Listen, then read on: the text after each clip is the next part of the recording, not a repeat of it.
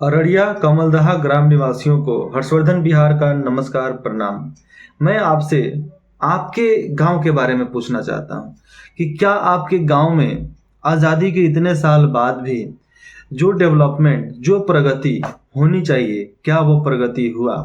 हम मानते हैं कि आपके गांव को शहर से जोड़ने के लिए मुख्य मार्ग जो है माननीय श्री नीतीश कुमार जी के अनुसार वो बन चुके हैं जो आपके गांव से जाते हैं।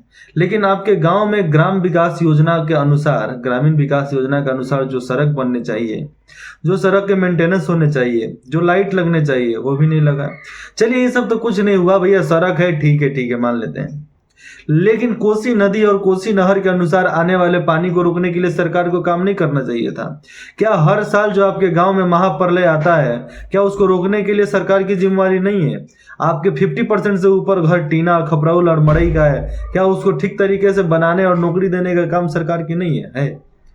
लेकिन हम कब अपनी आवाजों को बुलंद करेंगे? जब हम संप्रदायवाद जातिवाद से हटाकर अपने विचारधारा को ठीक करके हम वोट देंगे अपने प्रगति के लिए, अपने राज्य की प्रगति के लिए, अपने प्रगति के लिए, तब जाकर इतना मुमकिन है, नहीं तो नहीं है। मैं आपको बात बताता हूँ, मानते हैं कि आपके गांव में ग्रीनफील्ड इलाका बहुत ज़्यादा है, पेड़ पौधे भी हैं, अच्छी बात है। लेकिन ये जो लिटरेसी रेट जो आपके गांव में है, मतलब जो अशिक्षित लोग हैं उनको तो आगे बढ़ाने की काम सरकार कर सकती है ना। ठीक है कि छोटे छोटे बच्चों को एजुकेशन दिया जाता है, लेकिन छोटे छोटे एजुकेशन की जरूरत नहीं है। अब जब बड़ा हो जा रहा है तो उसको एजुकेशन की जरूरत है। छोटे तो ठीक है, लेकिन बड़ों को भी एजुकेशन की जरूरत है। खेती बाड़ी कैसे करनी है, अनेकों प्रकार की काम है।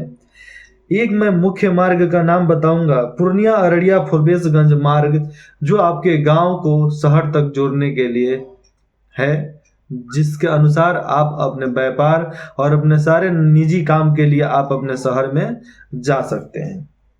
कोसी नदी का जो पानी है, जो कोसी नहर एक है आपके गांव के साइड में, जो होते हुए आपके इलाके में आता है, उससे जो छोटी नहर जो निकली है, उस नहर के अनुसार आपके गांव में सिंचाई की पानियां उपलब्ध होती हैं। नियर बाई आपका एक रेलवे स्टेशन है, बगल में ही है रेलवे स्टेशन, जिसको अररिया कांट रेलवे स्टेशन बोला जाता है। ब्लॉक आपका पड़ता है बुनियाद केंद्र, जिसके अनुसार आपको एक तरीके से हर काम में सहूलियत तो है। चलिए ये सब हम छोड़ देते हैं, आप जो लिखे हैं। मैं आपको बात बताता हूं कि जो डेवलपमेंट, कैसी डेवलपमेंट, हम अपने गांव को आत्मनिर्भर कैसे बनाएं, हम अपने व्यक्तित्व को कैसे सुधारें, इस सब के बारे में भी सोचना है ना। हमें शिक्षा के लिए क्या काम करना है, हमें कृषि के लिए क्या व्यवस्था लानी है, रोजगार के लिए क्या व्यवस्था लानी है, स्वास्थ्य व्यवस्था क्या लानी है, रोड लाइट है कि नहीं है, ऑल विलेज इंटरनेट सिस्टम है कि नहीं है, विलेज टूरिज्म डेवलपमेंट है कि नहीं है। इन सभी के बारे में बात तो करना पड़ेगा ना भैया।